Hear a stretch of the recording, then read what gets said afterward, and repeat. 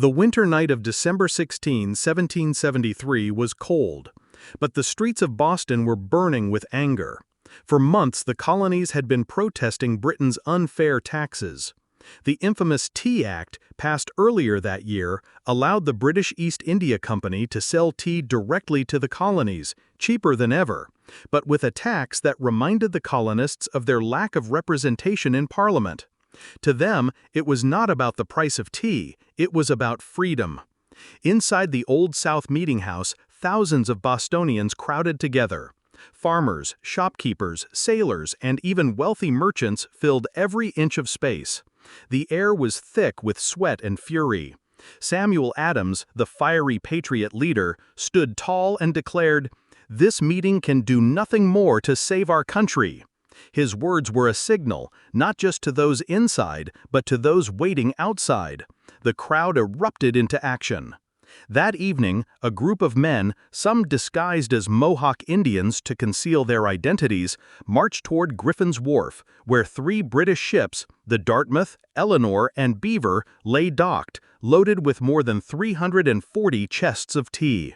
Drums beat in the distance as the men strode forward with determination.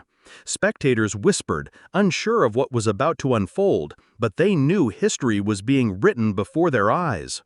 As the disguised men boarded the ships, a hush fell over the harbor.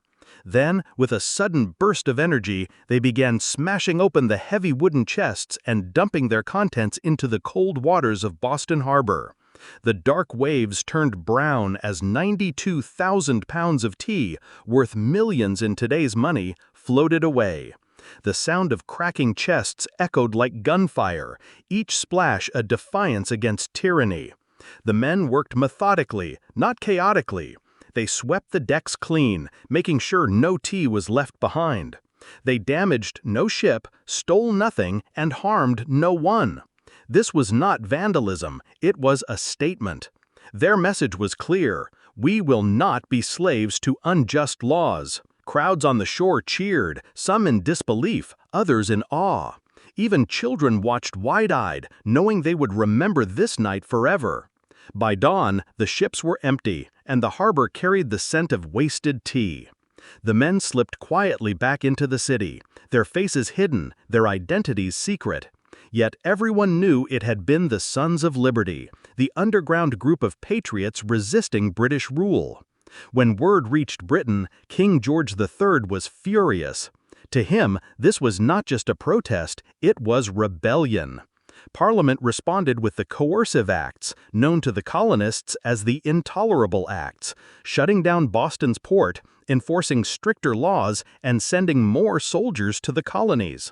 The king believed fear would silence the colonists, but instead, the punishment united them. Other colonies, once divided, now rallied behind Boston. Supplies, food, and money poured in from neighbors near and far. The Tea Party had lit a fire that could not be extinguished.